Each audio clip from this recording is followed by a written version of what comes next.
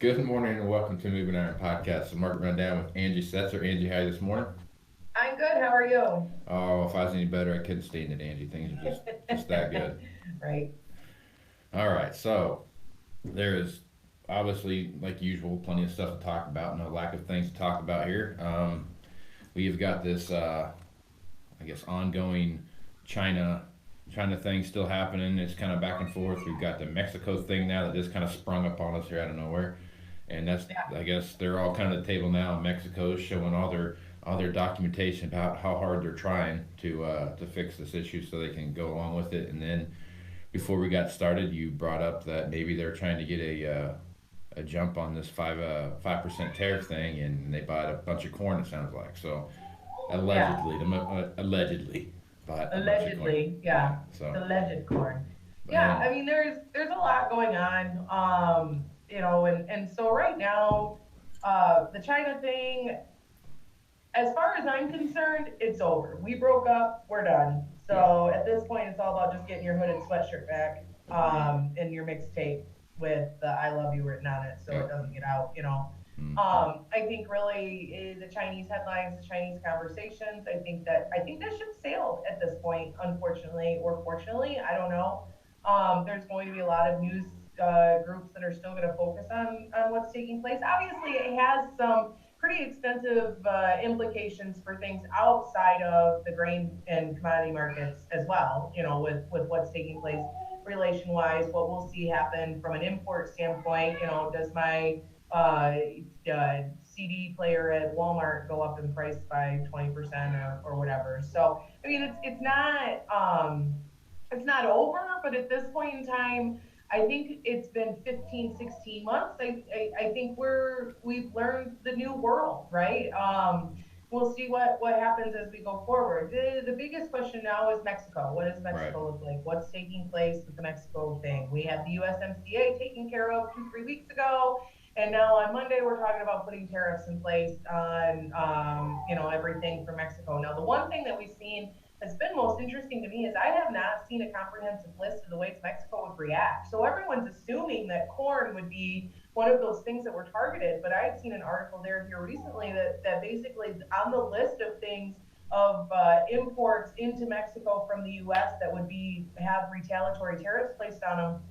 As far as I've seen, corn isn't on there. And you have to remember that we shipped a lot of corn into Mexico prior to NAFTA and things of that nature. We figured out ways around it. We've done it with Canada. We had some retaliatory tariffs put on when we were working into the Canadian market. So the problem that we have right now, really more than anything, I would say, in the market structure, because I'm getting a lot of people saying, Angie, what's going on? We've got a significant amount of corn that's unplanted. It's June 7th. Why is the market lower today? Well, you have to remember that converting the market from one standpoint to the other, it's a lot easier to go bullish to bearish really quickly, elevator up or escalator up, elevator down, Right. than it is to go from bullish to bearish. So, or excuse me, bearish to bullish. Right. Sorry. Because, it's really easy to be like, oh, we're bullish, we're bullish, we're bullish, we're bullish. Oh, we've overproduced. Our demand's been cut. We might as well sell off. Right now you're trying to convince a bunch of people that have been married to an idea that we're going to be choking on corn for the next foreseeable 27 billion years. You're trying to kind of tell them, oopsie, we don't have the crop that we thought we had. Right. And so that's really a struggle for a lot of people to understand. You're really kind of expecting people who have no concept of what goes into producing a crop, who just think as long as you seed it, you can seed corn until the 4th of July. I mean, I'm getting a lot of people telling me even that, well, the bullish planting report. What bullish planting report are you seeing? Because the planting report that we got on Monday was below trade expectation. It showed us we have 30 million acres of corn unplanted the day prior to the crop insurance drop dead date. Right. Not drop dead date, excuse me.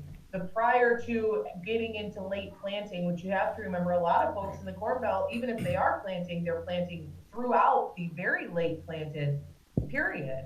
Right. So there's just this idea of, well, we'll get it planted. I actually saw someone earlier this week say, well, we still have a chance to make trend line yield. So there's some real uncertainty over what supply looks like, what we can do. I mean, genetics are magic apparently. So it's Yeah. 500 bushel potential in the bag. So as long as you just throw it, just go ahead and seed it with a helicopter at this point in time, we'll have a record crop still. Yep. So that's kind of that's one frustrating side of things. The second frustrating side is even if you do have someone recognize, okay, supply has been cut, that's concerning, they're still holding on to this demand bear sort of ideology where, well, demand's going to suck, and demand sucking is going to offset all of this loss in production. We're going to be okay. And not helping, obviously, is Brazil shipping corn into the southeast, which, by the Mm-hmm. way, is not new. It happens every year. The Right. USDA has us down for 35 million bushels of corn imports, and last year, this year, it's not new. Usually we import about 1 million metric ton of corn into the southeast from South America. Maybe last year it wasn't quite that much from South America, but they had a crop failure. Overnight there was a lot of rumors that 40 to 42 cargoes of corn had been purchased by the Mexico buyers from Brazil. Rumors. Right. Let's go ahead and go back to the conversations that we've had about China, We're 2 weeks and away, all Angie. of those fun rumors that came out then. You know what I mean? I Yeah. think we would have learned our lesson by now that if someone doesn't put their name on it, Mm-hmm. um, it's marginally true. I Right. think at this point in Exactly. time, at Yep. best. I mean, if you're not willing to say, "Yep, I sold" or "I traded these cargoes," then it's just someone talking about something. Probably someone that's stuck in a bad position trying to get this market talked down is my guess. But maybe that's just a conspiracy theory on my side. But so obviously you have to look at reality and what's taking place is my take on this. And reality is at the start of the week we had 31 million acres unplanted. What's gotten planted this week? Let's go with the okay, we're going to have the best planting pace out of the entire spring and get 20 million acres of the crop planted. So what's that? 20 million acres, basically. Not quite. I'm not going to sit here and bore you guys with the actual math. But so we managed this week to have the most progress that we've had magically. Mm-hmm. What does that mean? So we still have 10 million acres unplanted, 5 to 10 million acres unplanted. So let's go ahead and take a look at how many acres that takes us down to. We're probably in years that you have very wet years like this, you tend to see an increase or a supply disruption of some sort. You tend to see an increase in what the USDA calls harvest abandonment, or an decrease in percent harvested for grain, because cattle feeders need feed. You're chopping corn for silage. Right. You're flooding out acres that are planted. There are a lot of acres in Missouri and other areas that have been planted that are classified as planted, that will continue to be classified as planted, but sure as heck won't be harvested.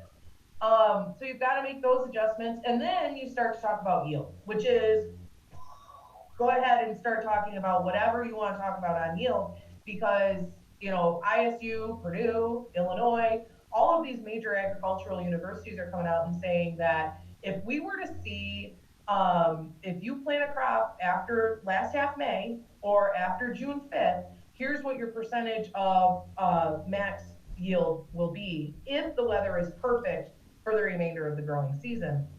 Most would agree it's anywhere from 55 to 70%. So let's go with a conservative reduction in yield. We lose 11 bushel. We go down to 165. At that point, that means that basically, looking at my handy dandy supply and demand outlook here, you need to lose 1 billion bushel of demand to keep our carryout around 1.2 billion.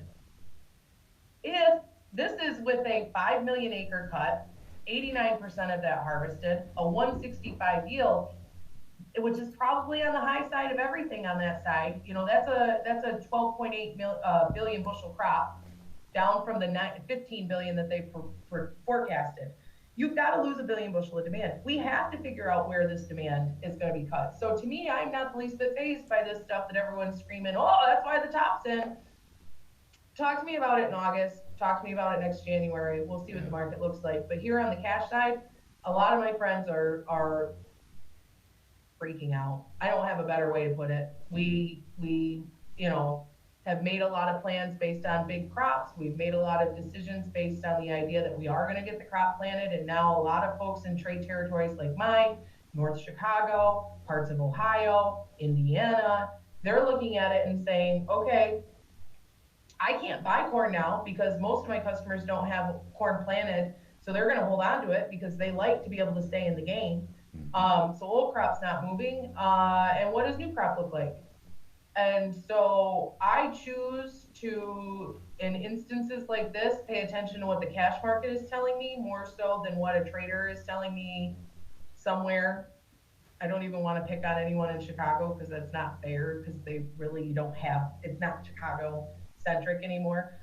Maybe someone that's telling me something in New York City, that's my favorite. And so the cash folks that I'm talking to right now are, they're trying to figure out what to do. I've had a lot of conversations with guys that are telling me on the cash side that are not drama queens, that this is worse in their trade draw area than 12. So tell me what that means long term, I guess. Well, yeah, I mean, we're not going to know if this. That's the one thing about the USDA's reporting that we won't really know anything. Excuse me. We don't really know anything until January gets around to get that final crop report coming for the year and those things. Now we're going to start making some assumptions and what that looks like. Prevent is going to make a big play, big splash in the August, crop report, what that looks like and everything else. But like you said, the same number of acres that guys are going to turn into silage, they're going to turn into silage because they have to feed dairy cows, they have to feed beef cows, they have to feed all the stuff that go into that, man. I mean, yeah, it's going to Yeah, be. I'm hearing rumors right now from parts of Iowa. I have a friend that farms out there that a couple dairies out there, which first of all, I was like, there's dairies in Iowa, which I know exist, but it still blows me away a little bit. They're offering guys $1,000 an acre for corn that's planted because it's planted. And they're not able, and that's in Iowa, where everything supposedly is done and everyone farts rainbows. Yeah. So it's kind of amazing to see, what all is happening. And maybe I struggle with backyarditis because we're 10% planted around here. I can count on one hand in a 15-mile radius how many fields are in the ground. Yeah. Now, we'll have a lot of progress happen today, tomorrow, and Saturday. And the rain's not supposed to come until Sunday. So we have a lot of guys that'll get a lot more in the ground than what they were anticipating maybe early on. But I also have a lot of folks that have already returned their seed corn because they have a lot of soybean acres to plant. And they have a lot of burn down to put on. They have a lot of field work that needs to be done still. And I posted that on Twitter this morning from The Simpsons. I don't know if you're a Simpsons fan or not, but when they were trying to explain Mr. Burns, all of his diseases, and they couldn't all get through the door. Right. Yeah. And so that's why he remained healthy, is because none of them could get through the door to kill him. Right. And that's basically like where we're at right now. I was talking to my boss. We do custom app here at Citizens, and he said we have to get fungicide on wheat. We have to get pre-emerge down on our food grade beans. We have to try to get the corn sprayed. We have to try to do this. We have to try to do that. And we have 3 days to do it.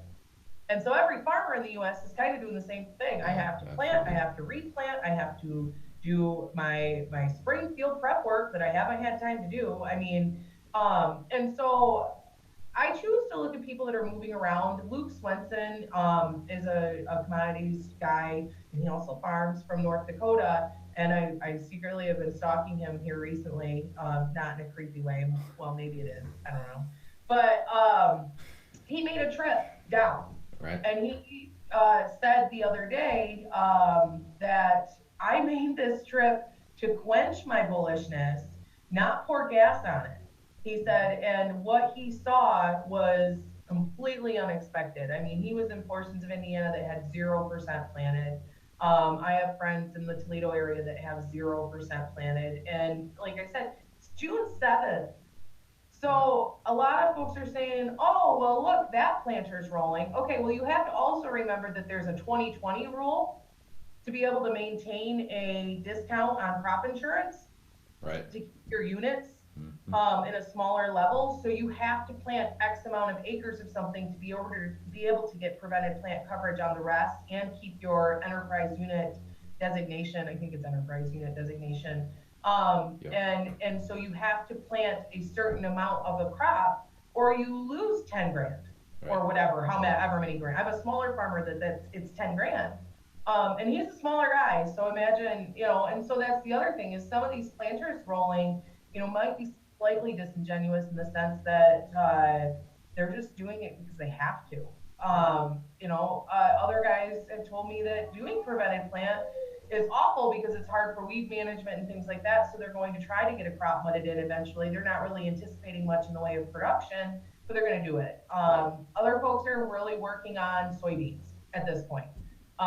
So your planter's rolling, but maybe you're seeing a conversion over to soybean acres from corn simply because um, but you still have a reasonable yield window on soybeans right now versus trying to get corn in the ground. Right. So I don't know. Yeah. I'm not an agronomist, but I can tell you everyone I talk to is talking about seeding disease, talking about returns of corn, bags of corn seed, all of these things that are telling me that this story in on the corn side especially is not over. And don't even get me started on everyone that's suddenly realizing we don't have winter wheat really to cover the issues that are out there Yeah. right now on new crop. Yeah. Because hello, I've only been talking about that since November, but hey, welcome to the party. We don't have any winter wheat, so Yep. yay. Yep. Yeah, the winter wheat things. That's probably that's one of those unreported stories. Really, I mean, so everyone's so focused on corn right now, but the winter wheat is actually in a from a production standpoint wise, it's in a worse position than corn is. I mean, Yeah. they're getting rain on winter wheat in Kansas and Oklahoma and Texas, stuff like that, at the worst possible time they could possibly get it. So there could be some, Missouri, Arkansas, yeah, Louisiana, all that. Kentucky, Illinois, Indiana, Ohio, Hmm. Michigan. Our head scab rate is very high. So the Yep. only thing worse than having reduced production, like we're looking at right now, is having reduced production of a really crappy crop. Yep. And the other thing is in Ontario, which Ontario imports or exports. I guess we import a lot of Ontario wheat here in Michigan and into the Toledo market structure. There's An drought. guesstimate that I talked to someone. First of all, acres were down 1 million from intentions. That was announced in like January, maybe even like earlier than that. Of what was planted, that lower number planted, of what was planted, an estimated 60% was basically deemed uninsurable by their crop insurance agency. And in Ontario, or Canada in general, from what I understand, I'm explaining what was explained to me. If you take that into production, you can, but there's no insurance for it. So you can decide, okay, I'm going to take this into production that's been marked as uninsurable, but you're not going to be able to make a claim. So that's pushing a lot of guys to go out and actually tear up wheat that may produce 40 bushel a acre or something like that, which I've got to point out in Michigan and Ontario, an 80 bushel crop is a disappointment for us. So we hear a lot of 40, 45 in the southern plains. We're 80, so that's why we can still pencil wheat in as a moneymaker. So to have someone get told that their wheat didn't tiller and they're looking at 35 bushels the acre, that's devastating. I mean, that's not going to work for them. And so that's a whole other issue that we'll have to see, really what happens with that. But the Ontario wheat traders have been washing out of a lot of sales they had on in Toledo. So Kraft, the buyer at Kraft, was really kind of not bragging, because I don't want to pick on Mark like that. That's not the case. But he was covered. He had purchased the bulk of his needs for both 18 and 19, really out of Ontario. The Canadian dollar had dropped, the market had rallied, basis had firmed, and they were expecting a huge amount of wheat to get planted last fall, and a necessary need to get it moved. So they've basically been sitting down there kind of resting on their laurels in Toledo with the idea that they were covered. Well, now all of these Ontario sellers are lifting out of contracts, taking pretty large hits on what they had sold because they just don't have the production to cover it.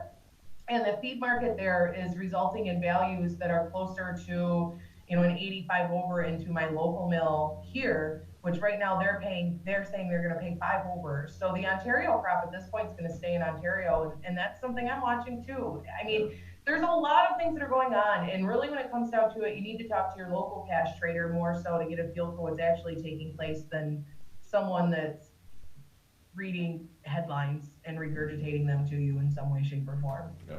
Plus the pressure, market pressure you're going to get from the potential drought they're having in Russia and then the drought they're having in Australia. Mhm. So I mean, there's a ton of pressure on wheat right now that's going to be, I think, more explosive than what people are really following um, in the Yeah, background. it goes back to the same old adage that, we have this continued idea that it's a record crop. And so what tends to happen is people, once they feel that they're confident in a stance on the market, they maintain it forever. Yeah, Even if it's wrong. Australia's been dry for like the last 3, 4 years, and they're the driest this year right. that they've been.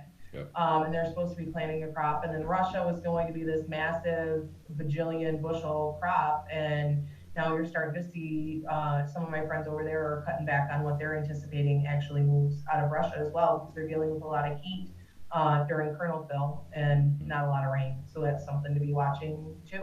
Yep. Not to mention the Canadian prairies, Yeah, they're dry as hell spring wheat too. planted late. The Southern Plains wheat is garbage at this point. So that's the fun part about wheat. Let's go ahead and guess what wheat's going to yield before it even puts a head on. Okay, let me know how that works for you. If I were to trade wheat ahead of production, knowing what my crop looked like every year, I'd have been broke 7 years ago. Yeah, yeah. Wheat is it's a fickle crop, man. Because it can change real fast. It's a grass, so it doesn't. Yeah. It can change pretty quick. All right, Angie. Hey, good stuff as usual. If folks want to reach out to you and ask you questions and get your opinion on what's going on, how would they do that? You can find me on Twitter at Goddess of Grain, or you can email me at asetzer@citizenselevator.com. All right. Also, check out Angie's podcast, Girls Talk Ag, with her other 3 cohorts there, and they have a great time on their podcast. So check that out. It's also on the Global Ag Network. So, Angie, have yourself a good weekend, and we will talk to you again next week. Have a good one. All right. Thanks.